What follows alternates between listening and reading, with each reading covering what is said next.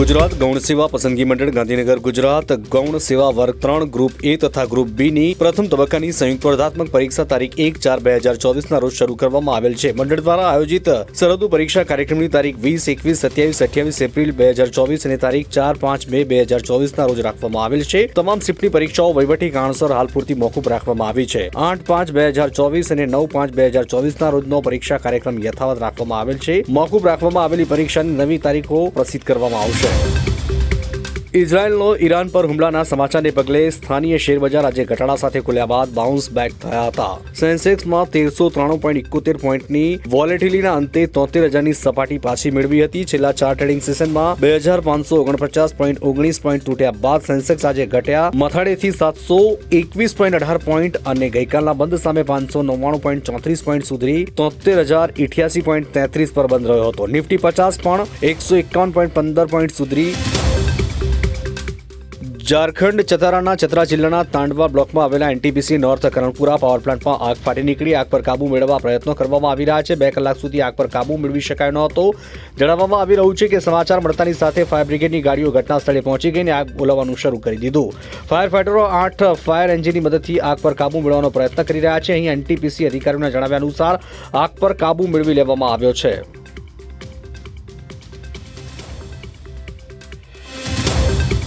ભારતે ફિલિપાઇન્સને શક્તિશાળી BrahMos supersonic cruise મિસાઇલની પ્રથમ બેચ ડિલિવર કરી દીધી છે. દેશની સંરક્ષણ નિકાસમાં આને એક મોટી સફળતા તરીકે જોવામાં આવી રહી છે. ફિલિપાઇન્સે ભારત પાસેથી એવા સમયે ક્રૂઝ મિસાઇલ મળી છે જ્યારે તેનો ચીન સાથે વિવાદ ચાલી રહ્યો છે. દક્ષિણ ચીન સાગરમાં ફિલિપાઇન્સ અને ચીનની નૌકાદળ દરરોજ સામસામે આવી રહી છે. ફિલિપાઇન્સ આ મિસાઇલનો ચીન તરફ તૈનાત કરી શકે છે. 2 વર્ષ પહેલા ભારત અને ફિલિપાઇન્સ વચ્ચે ક્રૂઝ મિસાઇલ માટેનો સોદો થયો હતો. આ ડીલ $375 મિલિયન લગભગ 3,000 કરોડ રૂપિયાની હતી.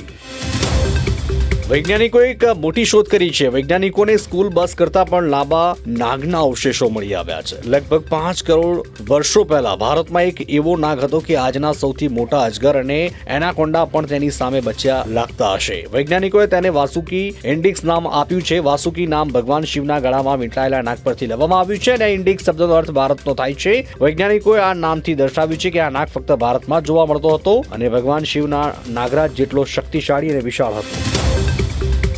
લોકસભાની રાજકોટની બેઠક પર આજે ભાજપની માફક કોંગ્રેસના આયતી ઉમેદવાર પરેશ ધાનાણીએ વિજય મુહૂર્તમાં ઉમેદવારી ફોર્મ ભર્યા બાદ બહુમાળી ભવન ચોકમાં જન સ્વાભિમાન સંમેલનમાં કાવ્યાત્મક શૈલીમાં વક્તવ્ય આપીને ઉપસ્થિત મહાનુભાવો અને મેદનીના દિલ જીતી લીધા હતા.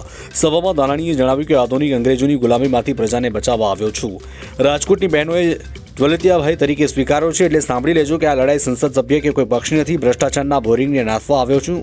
અહંકારી માછલીની આંખ વિધવા આવ્યો છું. લોકસભાની ચૂંટણીની પ્રક્રિયામાં આજે ઉમેદવારી નોંધાવવાનો છેલ્લો દિવસ છે ત્યારે આજે પરેશ ધાનાણી, અમિત શાહ, CR પાટીલ, નૈસદ દેસાઈએ વિજય મુહૂર્તમાં ઉમેદવારી ફોર્મ ભર્યું હતું.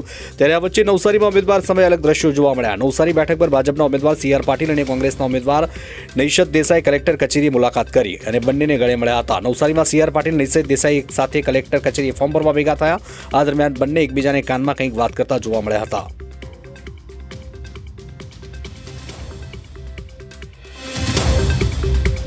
રાજસ્થાનના પાલીમાં ચૂંટણી પ્રચાર દરમિયાન એક જાહેર સભામાં કેન્દ્રીય ગૃહપ્રધાન અમિત શાહે કહ્યું કે કોંગ્રેસ અધ્યક્ષ કહે છે કે રાજસ્થાનને જમ્મુ કાશ્મીર સાથે શું લેવા દેવા છે.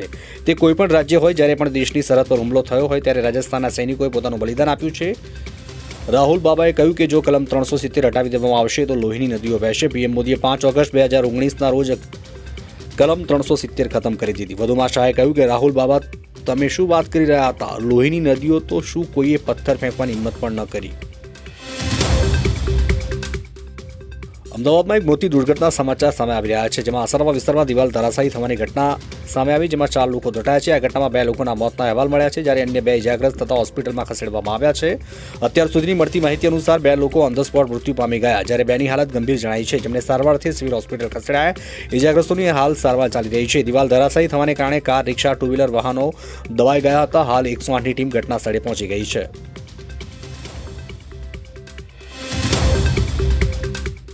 દિલ્હીની રાઉઝ એવન્યુ કોર્ટે કેજરીવાલની અરજી પર સુનાવણી પૂરી કરી ચુકાદો સુરક્ષિત રાખ્યો છે. કેજરીવાલની ભોજન અને ઇન્સ્યુલિનવાળી અરજી પર હવે કોર્ટ સોમવારે 22 એપ્રિલે ચુકાદો આપશે. સુનાવણી દરમિયાન કેજરીવાલને વકીલે કહ્યું કે અરજી પર જવાબની કોઈ જરૂરિયાત નથી. તો ઈડીએ કહ્યું કે એમ્સના ડોક્ટરને કેજરીવાલની તબિયતની તપાસ કરવા દેવી જોઈએ. ત્યારે આ અંગે કેજરીવાલના વકીલે કહ્યું કે અમારે ઈડીની સલાહની જરૂર નથી. ઈડીને આ મામલે કોઈ લેવા દેવા નથી. કેજરીવાલનું ભોજન 3 વખત ચેક કરવામાં આવે છે, ત્યારે તેમણે ખાવાનું આપવામાં આવે છે.